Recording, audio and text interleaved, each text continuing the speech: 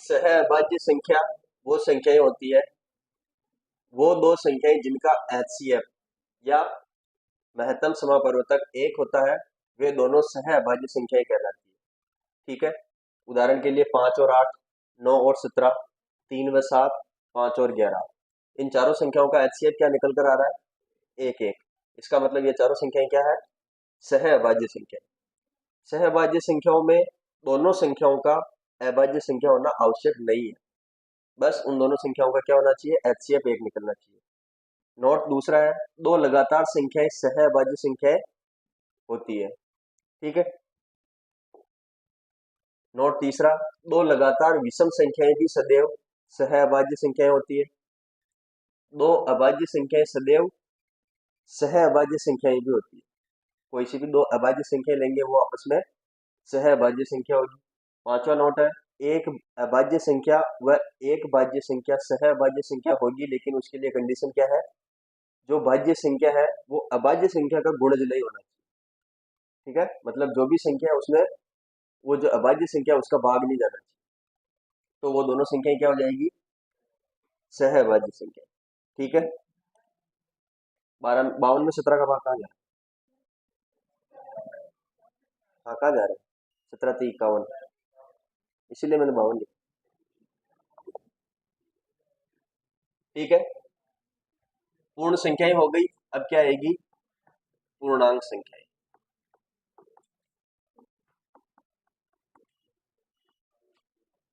पूर्णांक संख्याएं क्या होती है? जो पूर्ण संख्याएं हैं, 0 1 2 3 4, कहाँ तक? अनंत तक। इन संख्याओं में जीरो से इधर वाली संख्याएं भी ऐड करेंगे। कौन सी? -1, -2, -3, -4,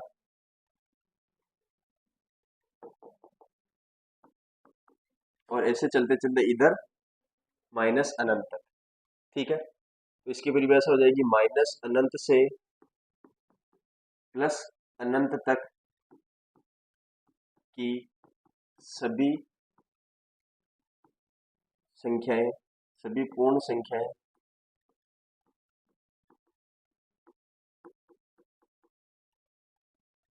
क्या कहलाएगी?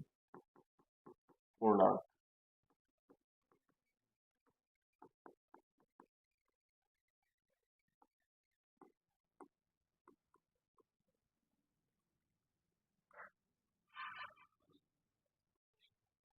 ठीक है क्या? पूर्ण संख्याएं, प्राकृत संख्याएं और पूर्णांक संख्याएं। तो प्राकृत संख्याएं पूर्णांक संख्याओं का भाग होती है क्या? पूर्णांक संख्याएं पूर्ण संख्याओं का भाग होती है क्या? नहीं, सदैव नहीं होगी। एक भी बार अगर ऐसा नहीं वाला आंसर आ गया तो फिर वो पूरा नहीं होगा। ठीक है, नेक्स्ट आता है परिमेय संख्याएं।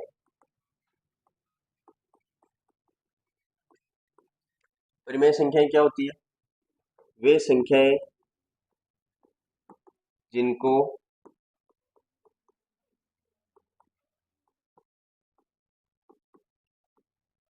भिन्न के रूप में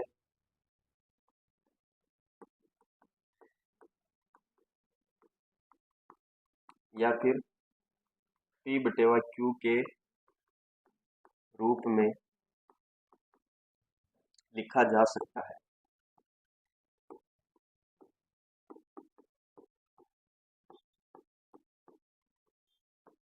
उनको क्या कहेंगे?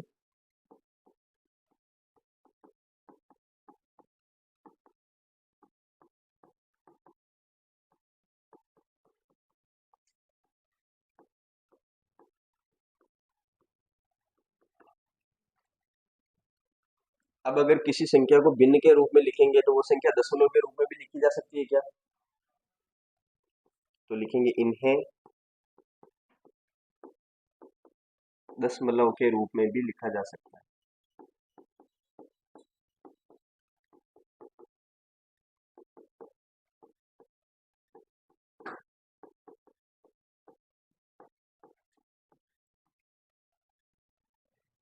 तो संख्या कौन सी हो गई?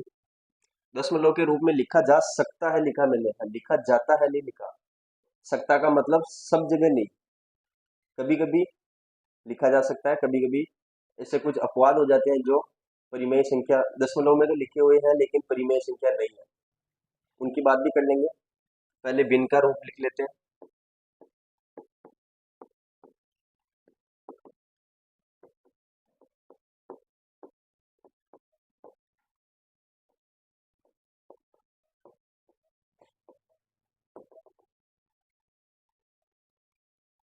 परिमेय संख्या हो गई। अब इनमें एक कंडीशन क्या है, जो क्यू है या फिर हर है, इसका मान किसके बराबर नहीं हो सकता, जीरो के बराबर नहीं हो सकता।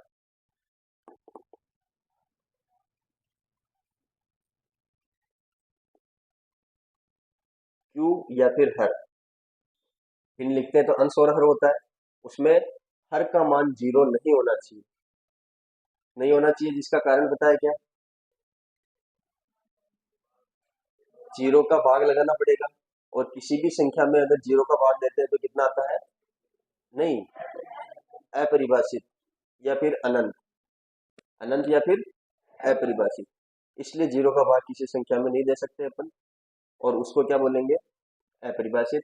तो परिमेय संख्याएं वो होगी जिनको पी बटा क्यू या फिर अंश और हर या फिर भिन्न के रूप में लिख सकते हैं, और उनको दशमलव के रूप में भी लिखा जा सकता है, उन्हें क्या बोलेंगे, परिमेय संख्याएं। लेकिन शर्त क्या है, जो हर वाला भाग है वो जीरो नहीं होना चाहिए, जीरो के अलावा कुछ भी हो सकता है।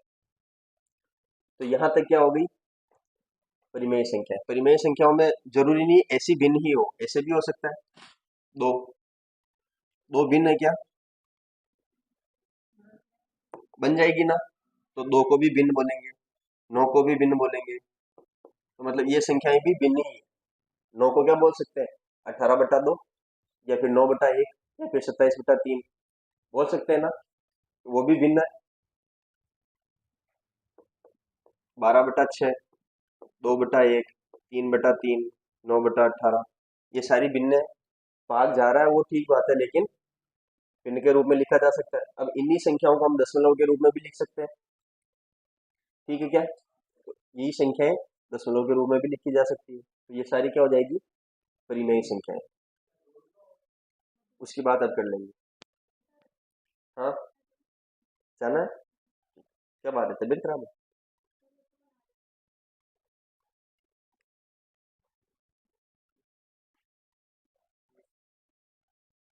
उतार लिया क्या, उतार लो।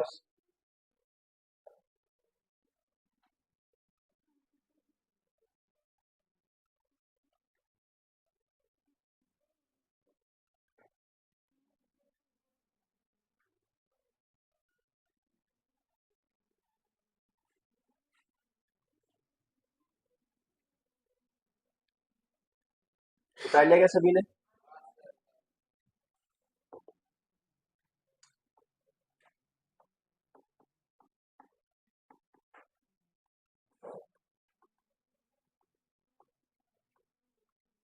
अपरिमेय संख्या की परिभाषा क्या लिख सकते हैं हम, जो संख्याएं परिमेय नहीं है वो संख्या क्या है, अपरिमेय।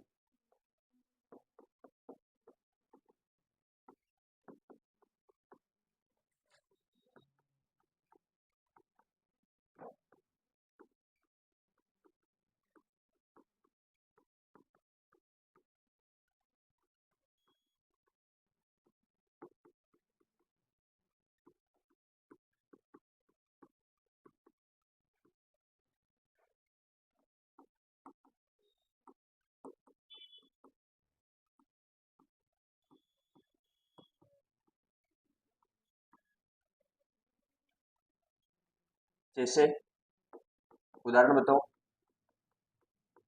पाई, ई और अंडर रूट। लेकिन अंडर रूट के अंदर भी एक कंडीशन है,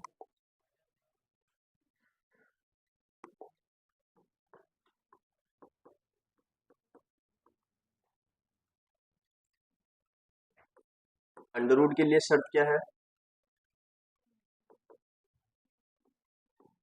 वर्गमूल में लिखी संख्या का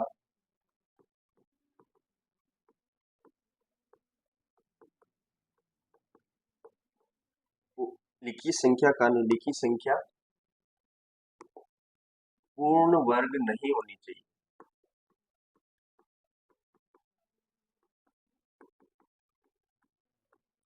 पूर्ण वर्ग नहीं होनी चाहिए, जैसे कि √4। √4 को √ से बाहर निकालेंगे तो 2 निकल जाएगा, √9 का 3 निकल जाएगा, √16 का 4 निकल जाएगा। तो वो संख्याएं अपरिमेय संख्या नहीं, पूर्ण वर्ग संख्या है, वो नहीं होनी चाहिए √ के अंदर। बाकी की सारी अपरिमेय संख्या हो सकती है। पाई होती है, ई होती है। पाई का मान क्या होता है? 22/7 नहीं होता है, 3.1415 ऐसे चलता रहता है। अनंत तक आप निकालते जाओगे तो भी कभी भी पाई का मान नहीं पता कर सकते अपन। तो पाई का मान होता है 3.1415 कुछ, ठीक है। और जो 22/7 को पाई के बराबर लिखते हैं तो पाई का मान होता है 3.1415 ऐसे, फिर आगे चलेगा। चार संख्याएं लिख दी मैंने। 22/7 के इसका मान लिखूं मैं 3.1428 ऐसे, क्या है? पाई का मान 3.1415, फिर आगे चलेगा। इसका मान है 3.1428। तो इनका मान एग्जैक्ट बराबर नहीं है, दशमलव के तीसरी संख्या के बाद ही चेंज हो गया, लेकिन दो संख्या तक 3.14 और 3.14, इसलिए इसको क्या बोल देते हैं? लगभग बराबर। और इसका उपयोग हम कहाँ करते हैं? गोलाई वाले क्वेश्चनों में, बेलन, शंकु, वृत्त, गोले, उनमें इसका उपयोग इसलिए करते हैं क्योंकि वो क्वेश्चन वाला बोलता है कि पाई का मान 22/7 ले या पाई का मान 3.14 ले, इसलिए अपन इसका उपयोग करते हैं। एग्जैक्ट में ये बराबर नहीं होता, ठीक है। 22/7 को हम क्या बोल सकते हैं?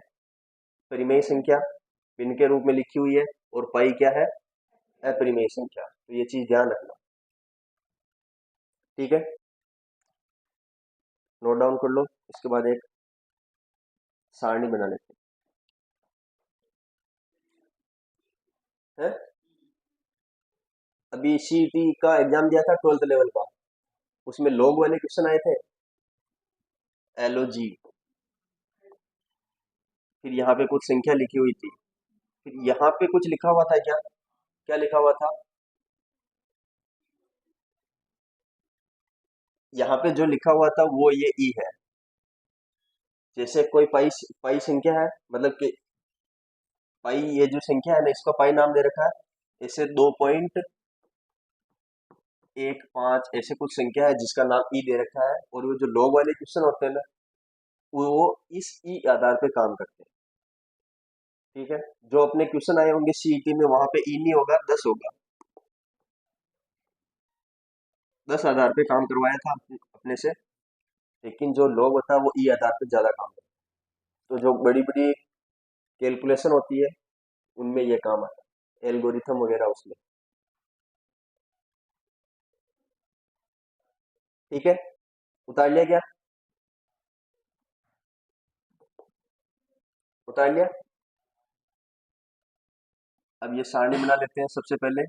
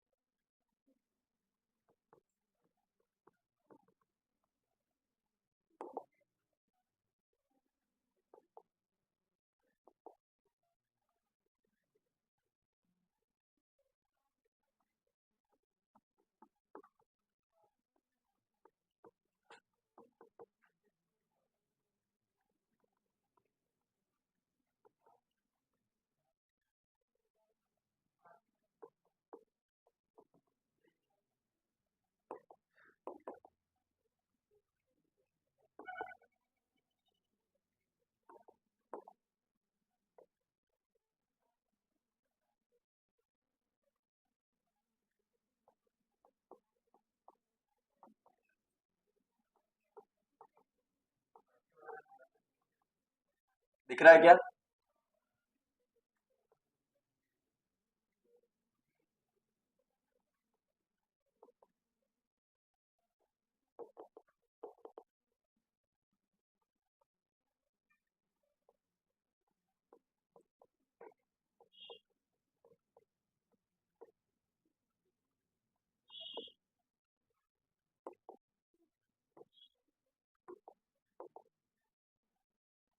ये सारी क्या हो गई?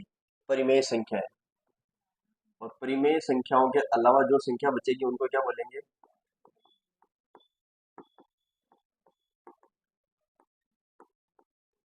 अपरिमेय संख्या। इसमें कौन सी आएगी?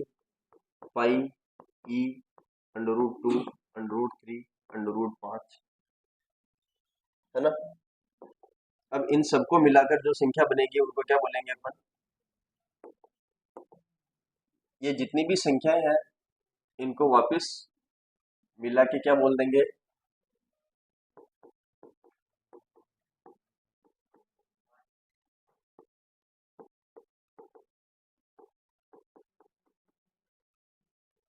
और इनके अलावा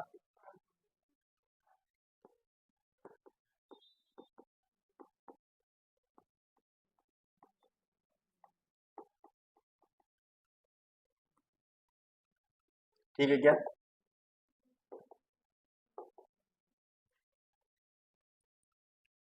एक ऐसा बना लो डायग्राम, और थोड़ा अच्छा बनाना मेरे से।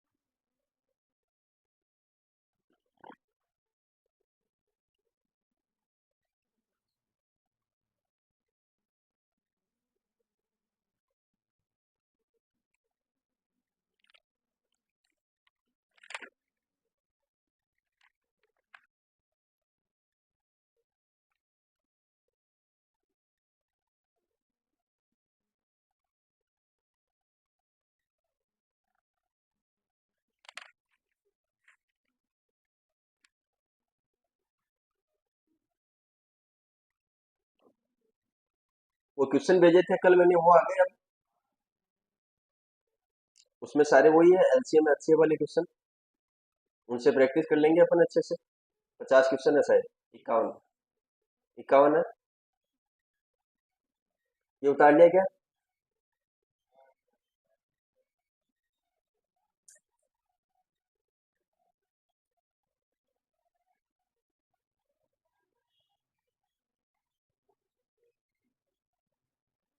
वास्तविक, काल्पनिक।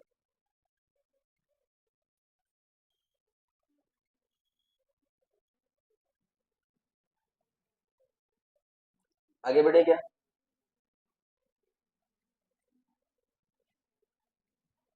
उतार लिया सभी ने?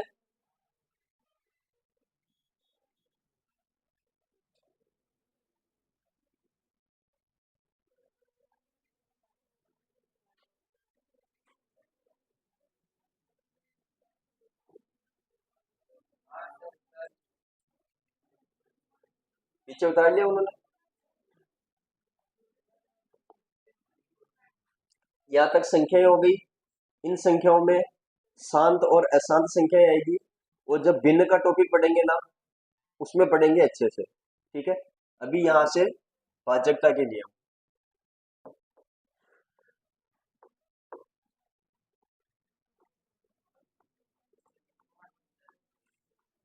क्यों? शॉर्ट में क्यों? परिभाषा में टाइम लगता है। बोल देता हूं मैं फिर, और तो है।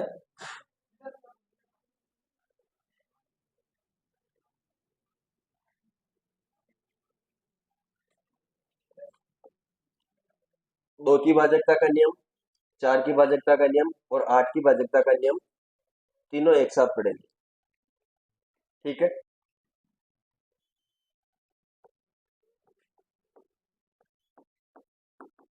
भाजकता का मतलब क्या होता है? किसी संख्या में किसी संख्या का भाग जाता है या नहीं जाता है, वो हम चेक करेंगे। भाजकता का मतलब, जैसे कोई संख्या दे दी 15, उसमें 2 का भाग जाएगा या नहीं जाएगा, ये चेक करने के लिए कुछ नियम बना दिए। उन नियमों को देख रहे हैं तो अपन सीधा चेक कर सकते हैं। तो 2 की भाजकता का नियम क्या है? जिस संख्या के इकाई के अंक में 2 का भाग जाता है,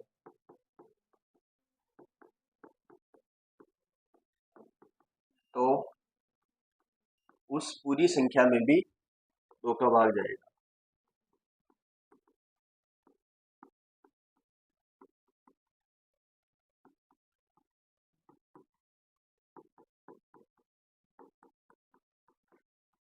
ठीक है। अब इकाई के अंक में 2 का भाग जाता है, इसका मतलब क्या है? वो इकाई का अंक क्या होना चाहिए? सम संख्या। ठीक है। तो इसके अलावा दूसरी परिभाषा वो हो जाएगी कि इकाई का अंक सम होगा तो वो पूरी संख्या क्या होगी? 2 से विभाजित होगी। ठीक है। मैं वो दूसरी वाली परिभाषा इसलिए नहीं लिख रहा हूँ क्योंकि इसी के सिमिलर मेरे को 4 और 8 की भी लिखनी है। तो इन तीनों में आपको पता चल जाएगा कि तीनों में हो क्या रहा है वैसे। ठीक है क्या? 4 की विभाजकता का नियम क्या है? जिस संख्या के उधर से यानी दाएं से दाएं से 2 अंकों में 2 4 का भाग जाता है, तो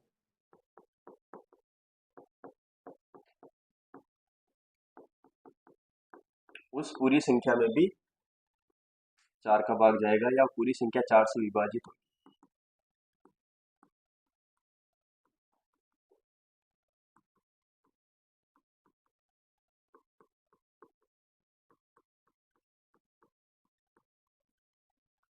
ठीक है। 2 को क्या लिख सकते हैं? 2 इंटू 1। 4 को क्या लिख सकते हैं? 2 इंटू 2। 8 को क्या लिख सकते हैं? 2 इंटू 2 इंटू 2। मतलब इस 2 में केवल एक बार 2 है, 4 में 2 बार 2 है और 8 में 3 बार 2 है। इसके आधार पर हम 8 की विभाजकता का नियम चेक कर सकते हैं क्या? 4 में इकाई का एक अंक देखा था जिसमें 2 का भाग जा रहा था। 4 की भाजकता के नियम में इकाई के इकाई और दहाई यानी पीछे से 2 अंक देखे थे जिनमें 4 का भाग जा रहा था। इसमें क्या देखेंगे? 3 अंक। तो जिस संख्या के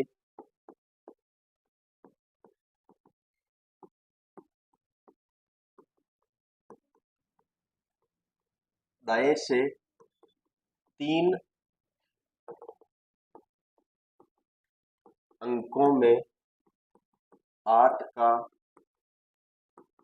भाग जाता है, तो उस पूरी संख्या में भी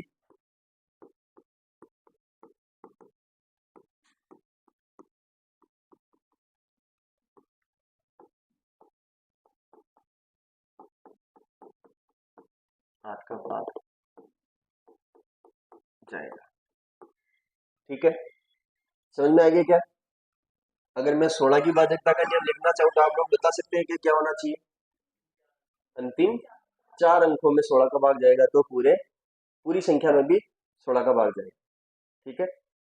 अपना 16 तक कोई उपयोग नहीं है, 1 से लेके 11 12 13 तक, 12 तक देख लेंगे हम, उससे अपने को पता चल जाएगा। तो भाजकता के नियम किसके किसके हो गए? 2, 4, 8। ठीक है। अब इसके अलावा 5 और 10, उन दोनों को साथ में पढ़ेंगे। फिर 3 और 9 को साथ में पढ़ेंगे। उतार लिया क्या सभी ने?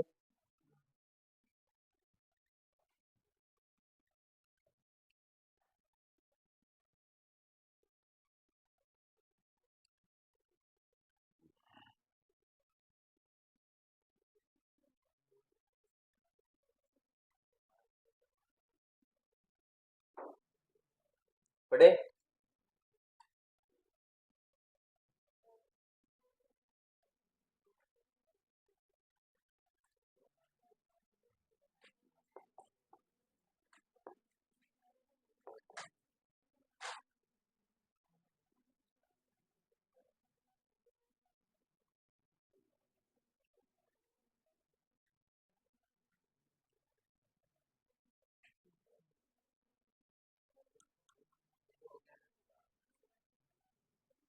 बता लिया?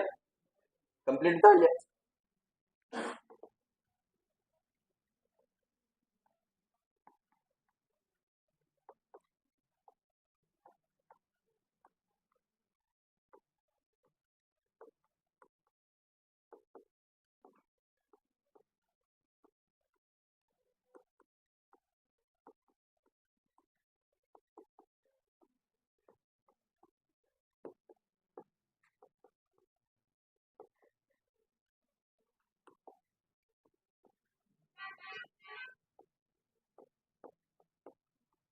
3 की भाजकता का नियम। संख्या के जिस संख्या में भाजकता निकालनी है उस संख्या के अंकों के योग में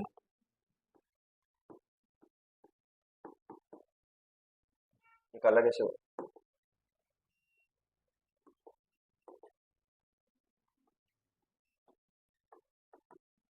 संख्या के अंकों के योग में 3 का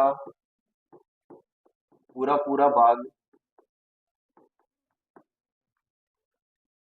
जाता है तो पूरी संख्या में भी 3 का भाग जाएगा।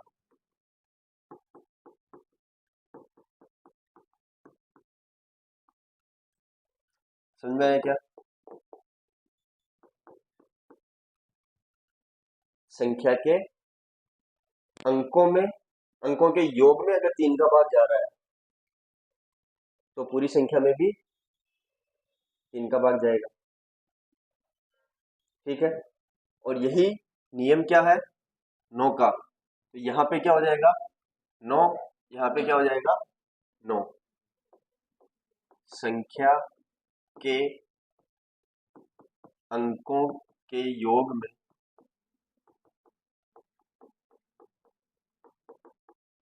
9 का भाग जा रहा है तो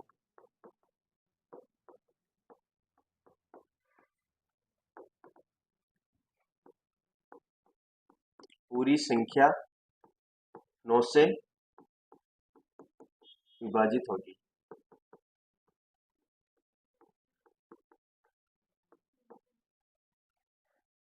समझ में आ गया?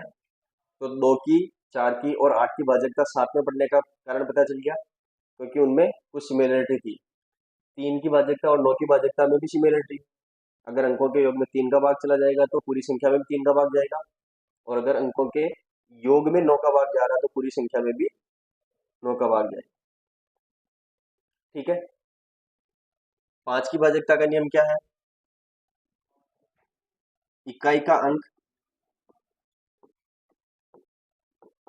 0 या 5 होने पर पूरी संख्या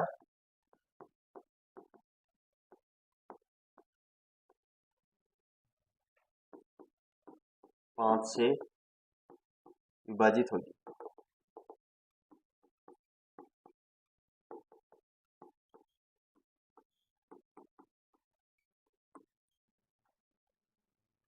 और 10 में क्या है? इकाई का अंक केवल 0।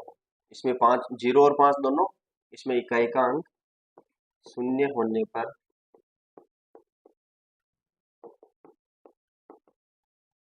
संख्या 10 से विभाजित होगी।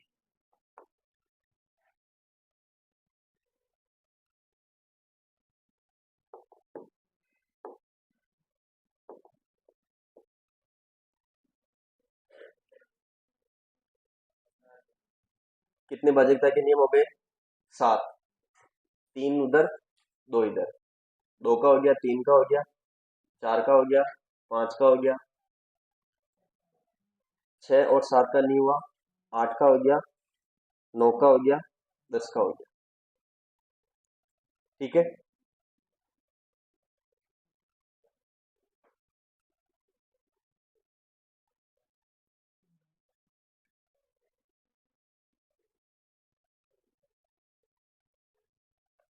उतार लिया क्या सभी ने?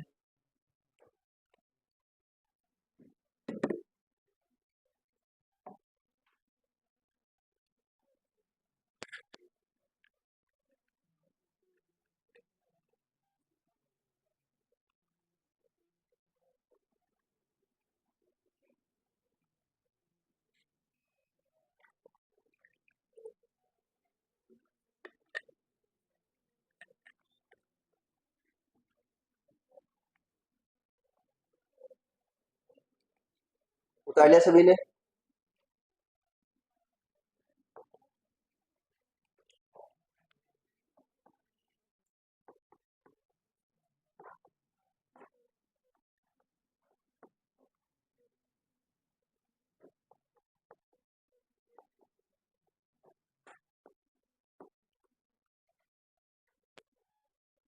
ग्यारह की भाजकता का नियम क्या है? संख्या, जो संख्या दी हुई है उस संख्या के सम स्थान पर लिखे हुए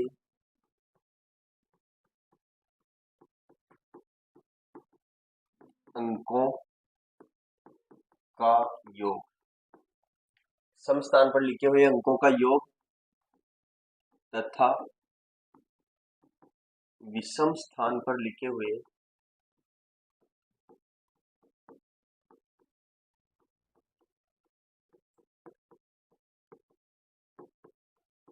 अंकों का योग।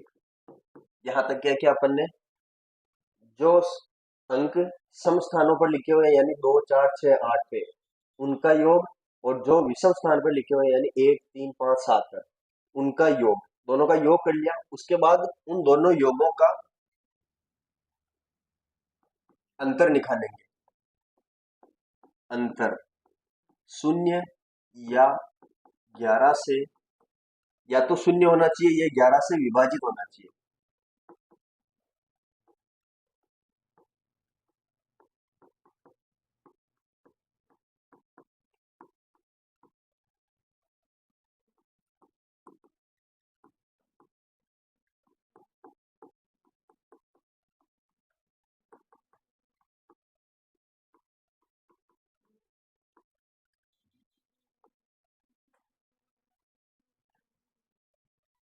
या के जो दोनों तरफ लिखी हुई ना, शून्य होना चाहिए या फिर 11 से विभाजित होना चाहिए। ऐसा नहीं कि शून्य या 11 दोनों से विभाजित हो, दोनों अलग अलग संख्या है ना।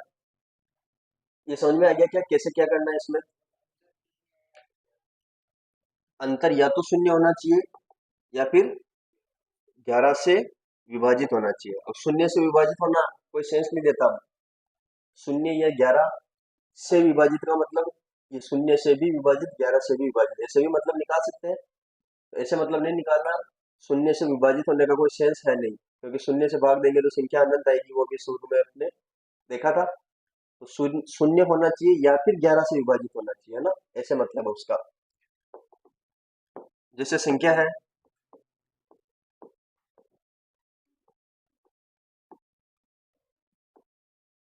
इसमें 11 का भाग जाता है या नहीं जाता, ये अपने को अगर चेक करना है तो क्या करेंगे? सम यानी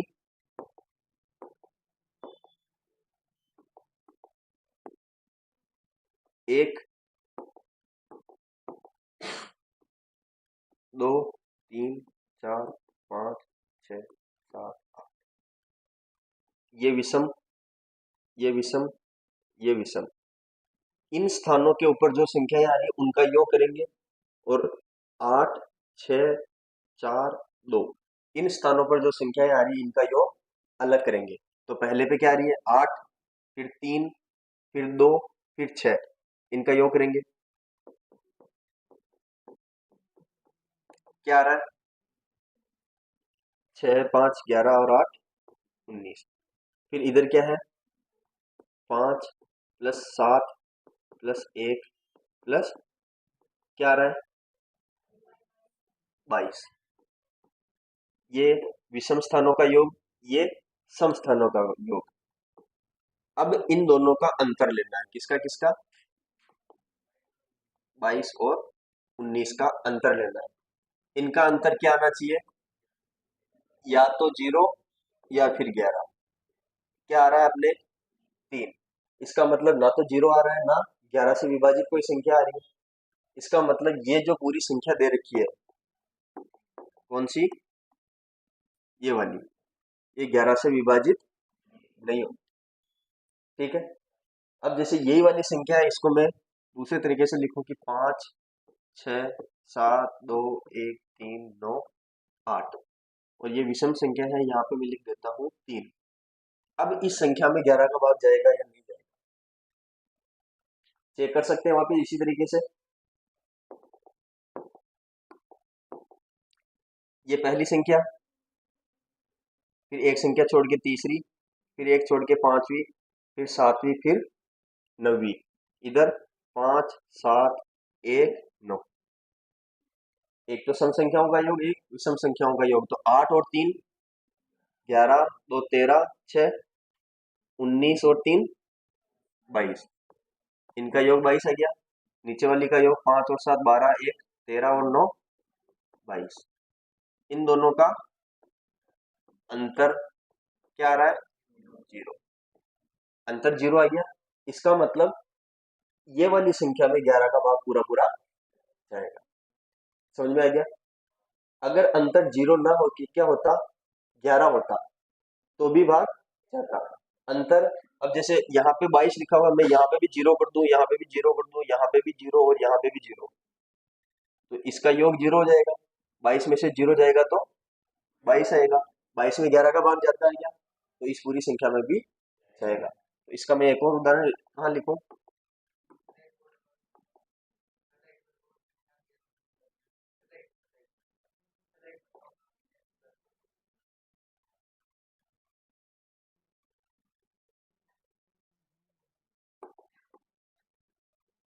तो पहले ही छोटा कर दूं तो छोटे छोटे हो जाएगा।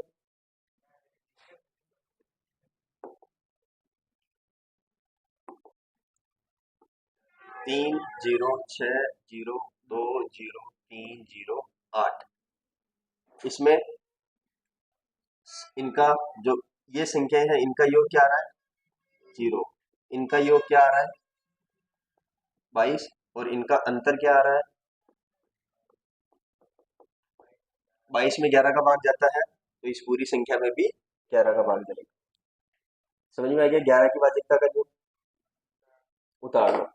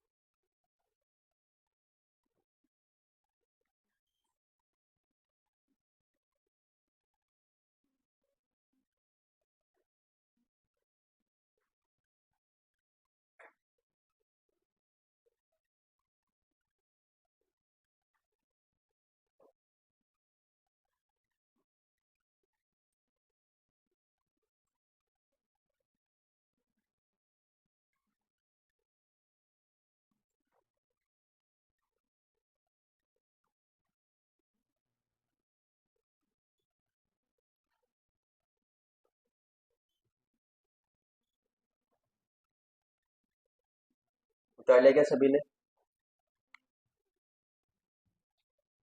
सभी ने उतार लिया।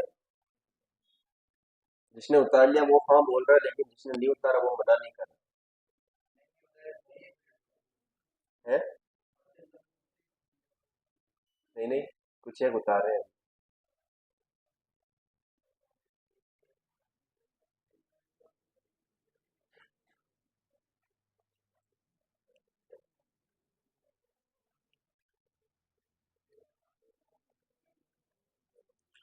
उतार लिया आप?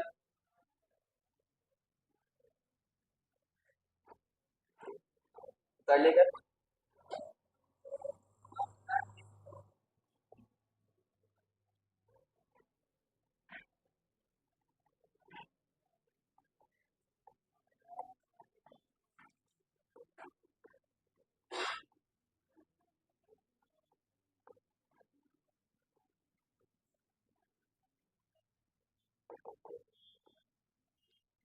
7 की भाजकता का नियम, इसकी परिभाषा क्या होगी वो मैं आपको समझा देता हूँ, फिर आपको लगे कि यूजफुल है तो लिखूंगा, नहीं तो रहने देंगे।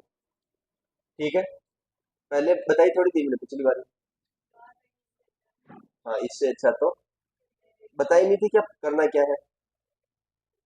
7 की भाजकता का नियम चेक करना है अपने को। जैसे ये संख्या दे रखी है, इसमें सबसे पहले इकाई का अंक लेंगे।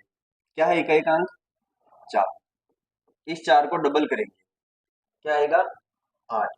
फिर जो बाकी की संख्या बची हुई है, 5 7 2 9 8, इसमें से घटाएंगे, क्या आएगा? अब इसमें 7 का भाग जा रहा है तो पूरी संख्या में जाएगा, नहीं जा रहा तो नहीं जाएगा। अब इससे पता चल रहा है क्या? नहीं चल रहा है, तो फिर यही प्रोसेस करो, इकाई के अंक को डबल, और फिर जो संख्या बच रही है इसमें से घटाओ। 5729 में से जीरो घटाएंगे तो 5700। अब इसमें 7 का भाग जा रहा है तो पूरी संख्या में जाएगा, इसमें नहीं जा रहा है तो पूरी संख्या में भी नहीं जाएगा। अब इसमें भी पता नहीं चल रहा है, फिर से यही काम करो।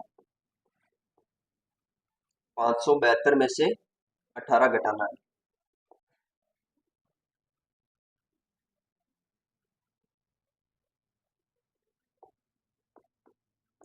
572 में से क्या घटाएंगे? 18, कितना आएगा? 554। अब इसमें 7 का जा रहा है तो पूरी संख्या में जाएगा, इसमें नहीं जा रहा तो पूरी संख्या में भी नहीं जाएगा। तो फिर क्या करेंगे? 4 × 2, 55 में से 8 घटाएंगे, क्या आ रहा है? 47। 47 में 7 का भाग जा रहा है क्या? नहीं जा रहा, मतलब इसमें भी नहीं जाएगा, मतलब इसमें भी नहीं जाएगा, मतलब इसमें भी नहीं जाएगा, मतलब इसमें भी नहीं जाएगा। ठीक है क्या? ये समझ में आ गया क्या? 1 2 3 4 5 6 7वीं लाइन में समझ में आ गया क्या? ना ये तो ध्यान में पर नेट लिख दो आज, माता का टोरा उड़े टकाटक।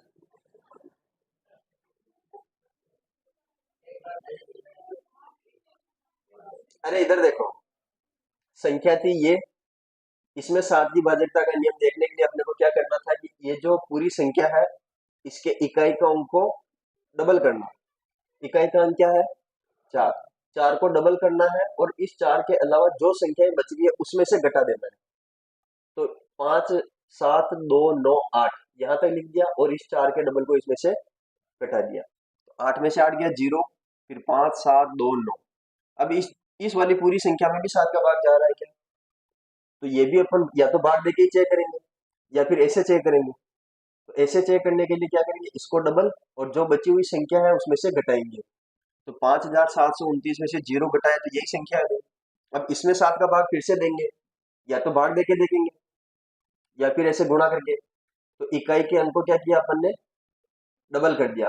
इकाई के अंक को डबल करके जो संख्या बची 572, उसमें से घटाएंगे।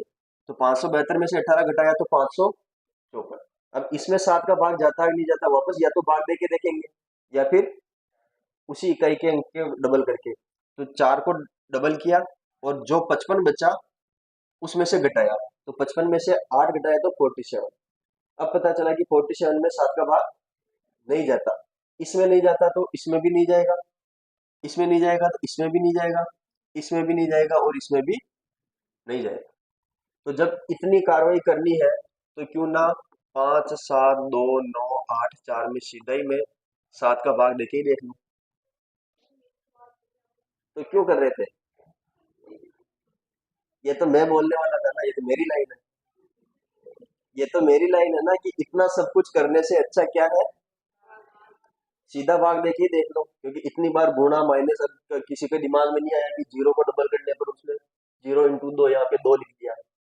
हो सकता है छोटी छोटी गलती में, अगर 2 लिख दिया तो यहाँ पे 7 बच जाएगा, फिर आगे कैलकुलेशन क्या पता 7 में भाग चला जाए लास्ट में और यहाँ पे नहीं जाएगा, है ना। तो सादगी भाजकता का नियम क्या है वो तो समझा दिया मैंने। अब इसकी इंपॉर्टेंस है या नहीं है वो आप समझ लो। तो मैं लिखा हूं क्या कि इकाई के अंक को डबल करके बची हुई संख्या में से घटाएंगे। अगर उसमें 7 का भाग जाता है तो पूरी में जाएगा, अगर नहीं जाता है या फिर से चेक करना है तो फिर से वही काम आगे से आगे करते जाएंगे। ऐसी परिभाषा लिखने की जरूरत है क्या? ये समझ में आ गया ना? क्या समझ में आया कि ये तरीका नहीं अपनाना? समझ में तो ये है, ये तरीका नहीं अपनाना। ठीक है, तो अपनी कितनी भाजकता के नियम हो गए? 2, 4, 8, 3, 9, 5, 10, 11 और 7। 6 का रह रहा है, 12 का रह रहा है। 6, 12, 18, 15, 20 ऐसी जो भाजकताएं हैं जिनमें क्या है, दो दो का गुणा। इसमें किसका किसका गुणा? 3 × 2। इसमें किसका? इसमें किसका? 6 × 3 या फिर 9 × 2। इसमें किसका? 5 × 3। इसमें किसका? 10 × 2 या फिर 4 × 5। ऐसे ही 72 में देखेंगे तो 8 × 9। ऐसे ही 36 में देखेंगे तो 9 × 4। तो ये जो दो दो गुणा के कॉम्बिनेशन है, इनकी भाजकता का नियम चेक करने के लिए जिनका ये गुणा हो रहा है इनकी भाजकता चेक करेंगे।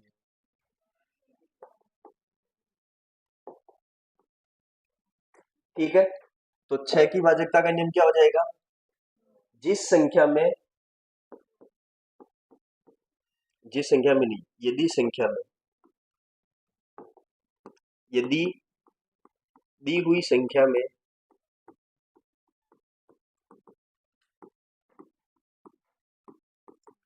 दो व तीन की भाजकता का नियम लागू हो रहा है तो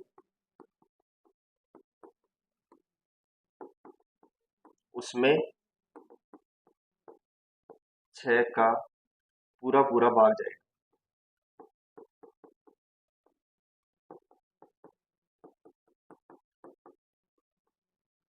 ठीक है क्या? 6 की भाजकता का पता करना अपने को, तो पहले 2 की भाजकता चेक करेंगे, फिर 3 की भाजकता चेक करेंगे। अब 2 की भाजकता आसानी से चेक कर सकते हैं, इकाई के अंक को देख लेंगे, सम है तो यस, सम नहीं है तो नो। तो पहला चीज तो पता चल गया कि सम होनी चाहिए इकाई का। दूसरा क्या है? 3 की भाजकता का नियम, और 3 की भाजकता का नियम क्या है? अंकों का योग करना है टू एंड, और उसमें अगर 3 का भाग जा रहा है तो पूरी संख्या में भी जाएगा। अब 3 का भी लागू हो गया, 2 का भी लागू हो गया, दोनों एक साथ लागू होने पर बोल देंगे कि भी 6 का भी भाग जाएगा। ऐसे ही 12 का पता कर सकते हैं, 4 और 3। ऐसे ही 20 का पता कर सकते हैं, 4 और 5 या फिर 10 और 2। ठीक है क्या? तो इस तरीके से हम पता कर सकते हैं।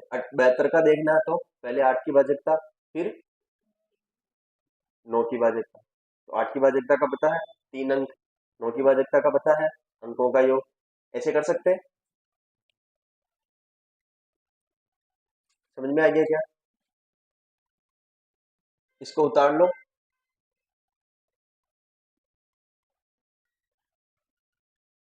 उतार लिया क्या?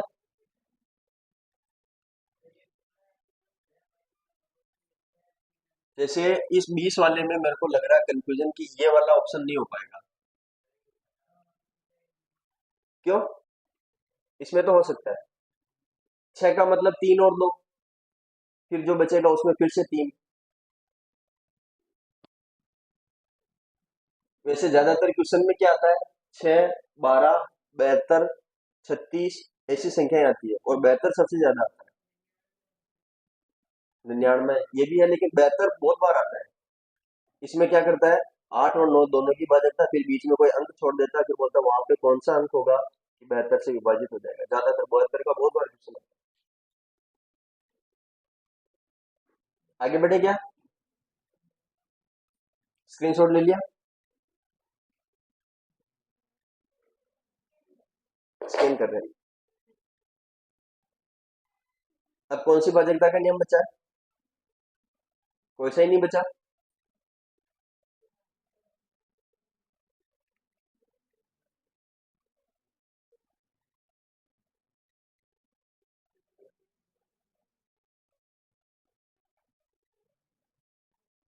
आगे बढ़े।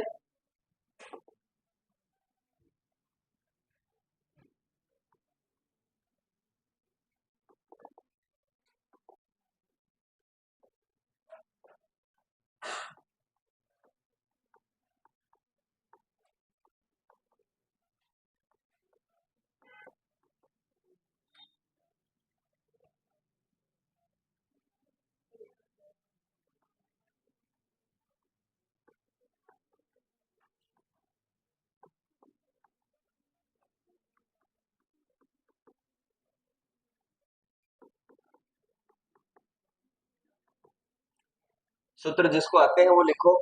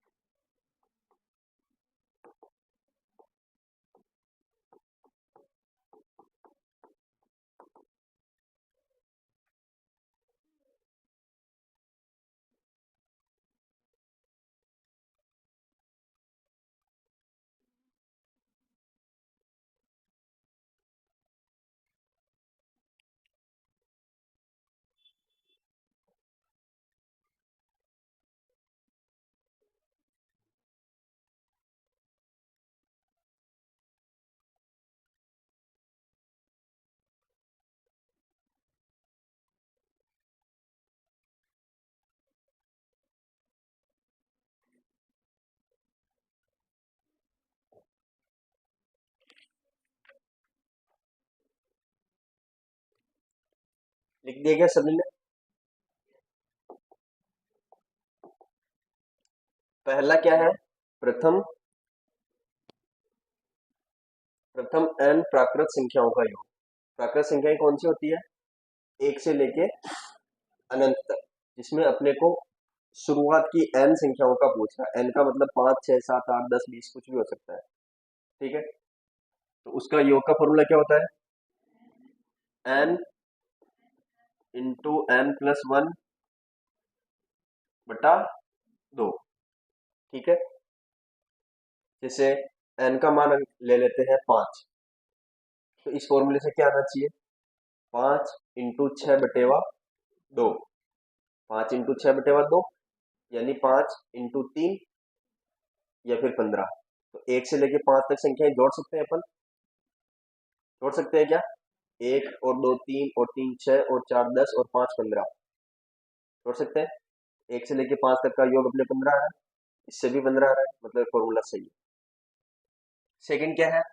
n प्राकृत संख्याओं के वर्गों का योग। वर्ग मतलब 1 का स्क्वायर प्लस 2 का स्क्वायर प्लस 3 का स्क्वायर, ऐसे है ना। एक का स्क्वायर एक, दो का स्क्वायर चार, तीन का स्क्वायर नौ। तो अपने को क्या जोड़ना है, एक प्लस नौ प्लस एक प्लस चार प्लस नौ प्लस 16 प्लस 25 प्लस 36 ऐसे, है ना। वर्गों को जोड़ना है। तो इसका फॉर्मूला क्या होगा, n into N plus one into two n plus divided by 6। पहले n into N plus one तो यही वाला है, फिर टू एन प्लस वन और करना है, और बटेवा 6। तो कभी कभी सोचते हैं कि भाई इस फॉर्मूले में इस फॉर्मूले में ऐसा क्या अंतर है। देखो ये फॉर्मूला क्या है, n into N plus one into two n plus one divided by 6। तो मैं इसको 2 इंटू 3 लिख दूं क्या। अब ये वाला पार्ट क्या है,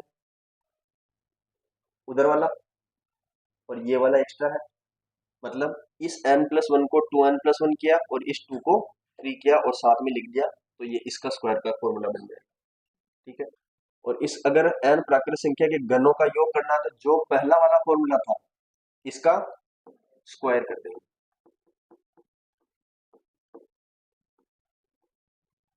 पूरे का स्क्वायर।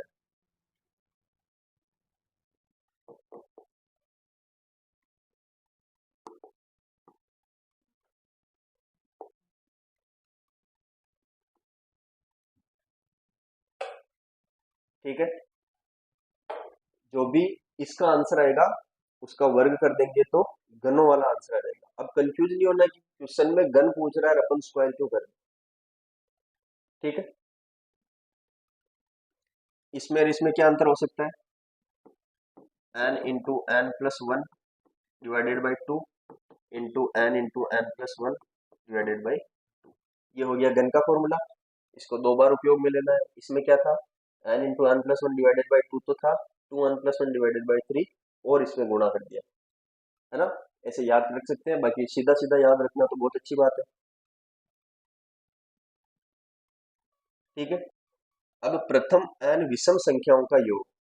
प्रथम n विषम संख्या मतलब 1+3 +5 +7 +9 ऐसे।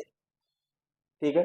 तो मान लो मेरे को केवल 3 संख्याओं का योग करना है, प्रथम 3 विषम संख्याओं का, 1 का 3 का 5 का। जोड़ो देखे क्या आ रहा है, 9। 3 संख्याओं का किया तो 9 आ रहा है। 4 संख्याओं का करेंगे तो 16। 1+3 4, 4+5 9, 9+7 16। 4 अंकों का किया तो मतलब 4 संख्याओं का किया तो 16। 5 संख्याओं का करूंगा तो 25। 6 संख्याओं का करूंगा तो 36। कुछ कॉम्बिनेशन समझ में आया क्या। जितनी संख्याएं ले रहे हैं उनका स्क्वायर करना पड़ रहा है। तो अगर मैं n संख्याएं ले रहा हूं तो क्या करना पड़ेगा, n का स्क्वायर। प्रथम n विषम संख्या, प्रथम n विषम संख्याओं का योग करना है तो उनका स्क्वायर कर देंगे, किसका, n का। अगर प्रथम 10 विषम संख्याओं का करना है तो क्या आएगा, 100। अब प्रथम 10 विषम संख्याओं का मतलब ये नहीं है कि लास्ट की संख्या 10 होगी। लास्ट की संख्या 10 नहीं होगी। 1 3 5 7 9 11 13 15 17 19 19 हो सकती है। 10वीं संख्या 19 है क्या। इन सबका योग करना है अपने को तो क्या आ रहा है, 10 का स्क्वायर। मतलब ये n अलग है और इन विषम संख्याओं में जो अंतिम संख्या होगी वो कुछ अलग होगी। समझ में आया क्या। तो इसमें कंफ्यूज नहीं होना है। जितनी संख्याओं का बोल रहा है उतनी संख्या का स्क्वायर। लास्ट है प्रथम n सम संख्याओं का योगफल। ठीक है।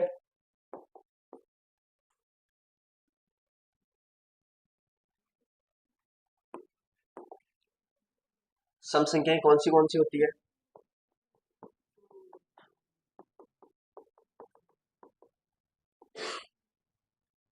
2+4+6+8 प्लस,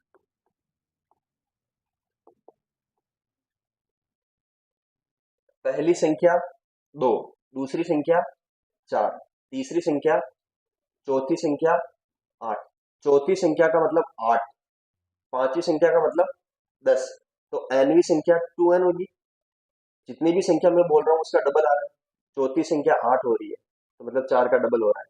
पांचवी संख्या 10 हो रही है यानी 5 का डबल हो रहा है। तो nवीं संख्या 2n होगी क्या? समझ में आ गया? और सभी सम संख्याएं हैं। क्या है सभी? सम संख्या का नियम ही क्या है कि वो दो से विभाजित होती है। तो इन सभी में दो का भाग जा रहा होगा। इन सभी में दो का भाग जा रहा है तो मैं क्या दो कॉमन ले लूं क्या? तो यहाँ पे क्या बचेगा? यहाँ पे क्या बचेगा? यहाँ पे, यहाँ पे और यहाँ पे लास्ट में n। 1 + 2 + 3 + 4 और डैश डैश डैश n। ये क्या है? प्रथम n प्राकृत संख्याओं का योग। ये अंदर वाला n into N plus one बटा दो हो जाएगा क्या? तो मैं अगर इसको यहाँ लिखूं तो दो, ये बाहर वाला और अंदर क्या है? n into N plus one बटेवा में दो। तो इस दो से ये दो कट गया। फॉर्मूला क्या रह गया अपने पास? n into N plus. समझ में आ गया? तो इस एक फॉर्मूला के अलावा बाकी के जो चार फॉर्मूले हैं वो केवल एक ही फॉर्मूले से निकल सकते हैं क्या? अगर समझ में नहीं आए तो वहां से बाकी सबको अलग अलग याद कर सकते हैं। कुछ ज्यादा कठिन काम थोड़ी है, थोड़ा कठिन काम तो है। ये वाला फॉर्मूला तो वहां से आया, n into N plus one बटेवा दो वहां से आया। और वहां से क्यों लिखा? क्योंकि 1 + 2 + 3 + 4 + 5 ऐसे करते करते n तक प्रथम n प्राकृत संख्याओं का योग होता है। तो इसकी जगह पे ये फॉर्मूला लिख दिया। अब इसके साथ जो ये दो नीचे आया था वो इसके दो से पहले कट गया। फिर बचा क्या? n into N plus one. समझ में आ गया? अब इसके क्वेश्चन कैसे होते हैं? भाजकता के नियम में कोई क्वेश्चन कराने की जरूरत है क्या? भाजकता के नियम की अगर टेस्टिंग करनी हो तो सबसे अच्छा मेरा तरीका क्या है कि जब भी अपन नॉर्मल गाड़ी पे चलते हैं कहीं पे भी, तो जो गाड़ी के आगे के चार नंबर लिखते हैं ना, उनमें मैं सारी भाजकता 1 से लेके 12 की भाजकता चेक कर लेता हूँ चलते चलते। दो की चेक करनी है, इकाई का अंक देख लो। तीन की चेक करनी है, अंकों का योग कर लो। अब अंकों का योग कर ही लिया है तो तीन का चेक हो गया तो नौ का भी चेक हो जाएगा। चार का देखना तो दो चेक कर लो। पांच का देखना तो इकाई का अंक देख लो। छह का देखना तो दो की चेक हो गई, तीन की चेक हो गई। तो दोनों में अगर जा रहा है तो छह का चेक हो गया। सात का अपने को करना ही नहीं है। आठ का फिर तीन देख लो, नौ का चेक हो गया, 10 में इकाई का अंक देख लो। 1 से लेके 10 तक कंप्लीट। समझ में आ गया क्या? अलग अलग संख्याएं यहाँ पे ढूंढने से अच्छा है बाइक कार जिसके भी नंबर दिख जाए 1 से लेके 10 तक चेक करना। ठीक है क्या? आगे बढ़े।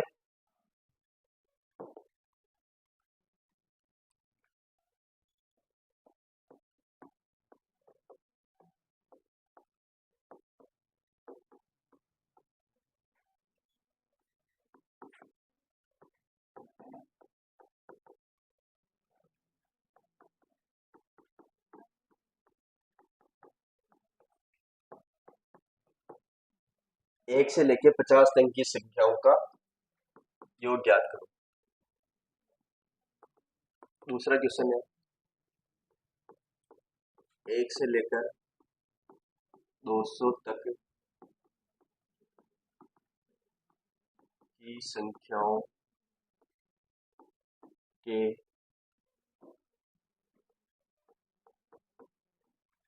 वर्गों का योग ज्ञात।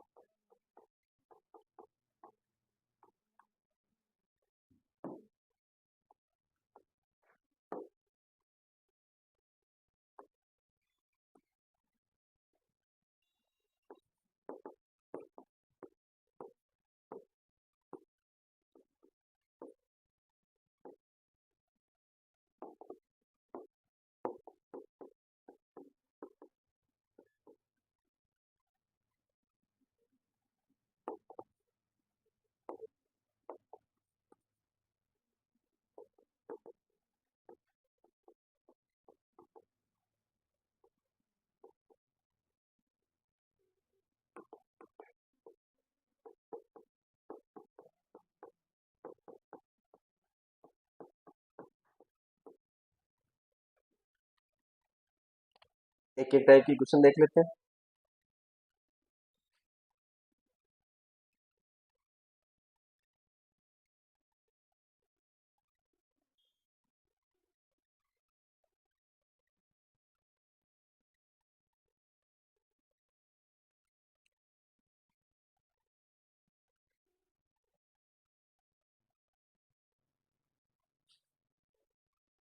एक और क्वेश्चन लिखे क्या? Question number 5।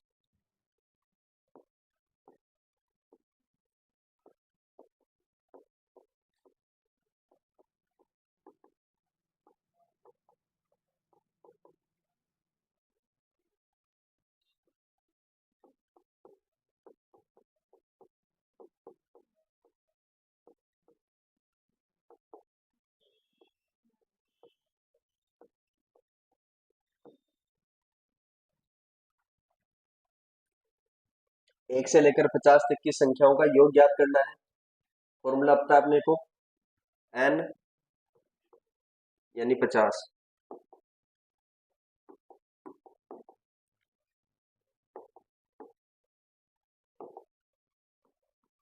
पचास इंटू 50+1 यानी 51/2। ये कटेगा 25 बार, 25 एकम 25 और 25 पूर्ण 100, sorry sorry sorry sorry sorry sorry 25 पूर्ण 25 का 5 हासिल का 2, 25 पूर्ण 125 और 2 1275। एक से लेकर 50 तक की संख्याओं का योग है। ठीक है, एक से लेकर 200 तक की संख्याओं के वर्गों का योग। इसका आंसर बहुत बड़ा आएगा, बहुत बड़ा आएगा। फॉर्मूला क्या है? n into n+1 into 2n+1। 2n का मतलब 200 का दुगना 400 और एक जोड़ दिया, बटेवा क्या है 6। अब इसमें भाग देके देखेंगे तो यहां से 2 का भाग दे दे 100, 3। अब 3 का भाग 201 में जाएगा या 401 में? 201 में। ठीक है, क्या कितनी बार जाएगा? 67 बार जाएगा क्या? तो इसका भाग इसमें कितनी बार गया? 6 7। अपना आंसर क्या बनेगा? 100 इंटू 67 इंटू 401। क्या आएगा आंसर? 6 7 3 चौक 12, 280 में से 12 गए 266। ये आ रहा है क्या आंसर? आंसर ये आ रहा है क्या? यहाँ पे 8 आएगा, है ना? 26867000।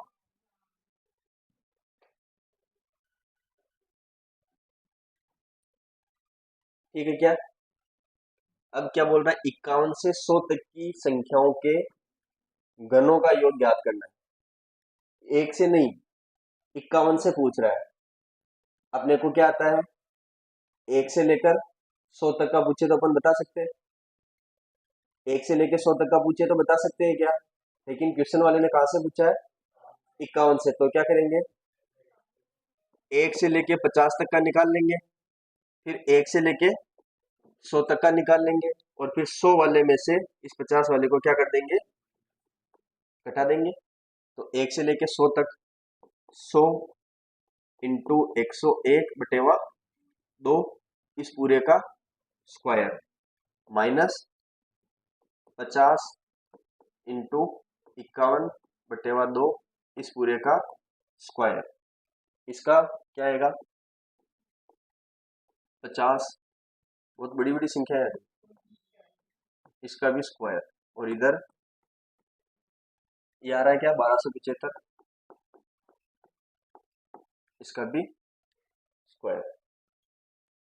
तो इन दोनों का स्क्वायर निकाल के यहीं यहीं तक छोड़ देना इसको, नहीं यहीं तक छोड़ देना, कोई बात नहीं। यहीं तक छोड़ देना, ये संख्याएं ज्यादा बड़ी हो गई,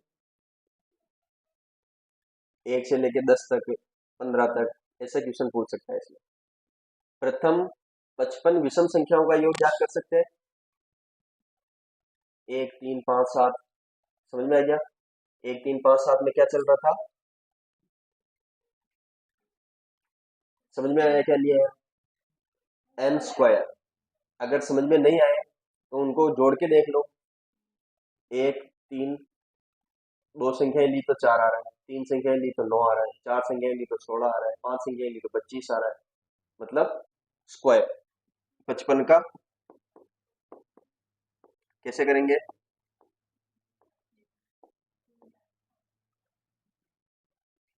25 और 30। प्रथम 25 सम संख्याओं का योग याद करना है तो क्या करेंगे, n इंटू n प्लस 1, 625 और 25, 650। आगे क्या आंसर सभी के, ये 55 वाला क्वेश्चन, इसका स्क्वायर करना है क्या,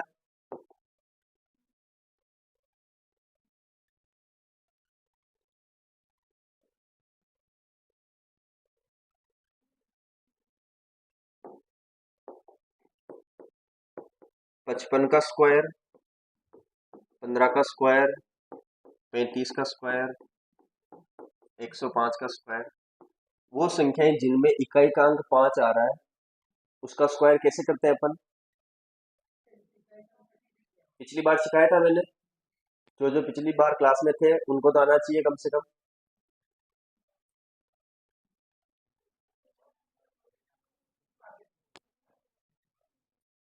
नहीं आता क्या पिछली बार की क्लास वालों को भी, नहीं, आप अकेले सबको डिफाइन कर रहे हो।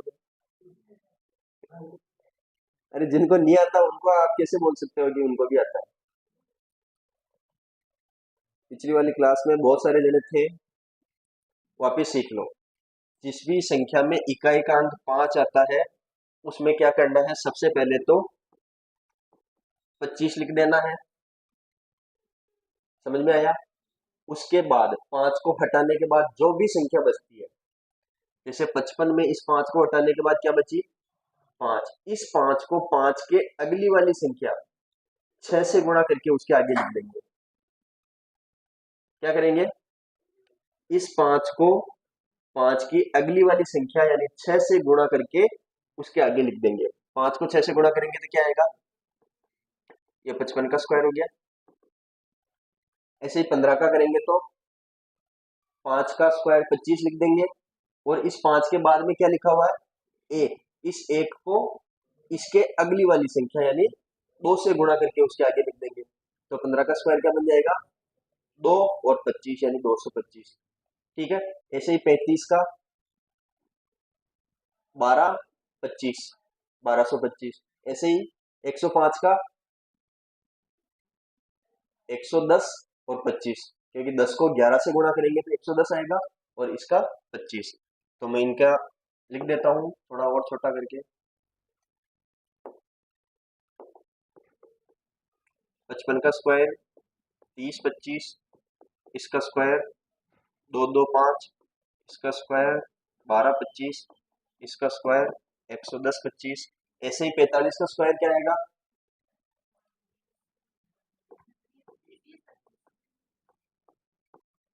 ऐसे ही 65 का स्क्वायर क्या आएगा, पता चल गया। 85 का स्क्वायर क्या आएगा, 72 25। समझ में आ गया क्या। तो इस तरीके से जिसके इकाई के अंक में 5 लिखा हुआ है उसको अपन स्क्वायर में आसानी से बदल सकते हैं। ठीक है क्या, तो आज के लिए यहाँ तक खूब है। इसके क्वेश्चन मैं सर को भेज दूंगा, तो सर आप तक भेज देंगे।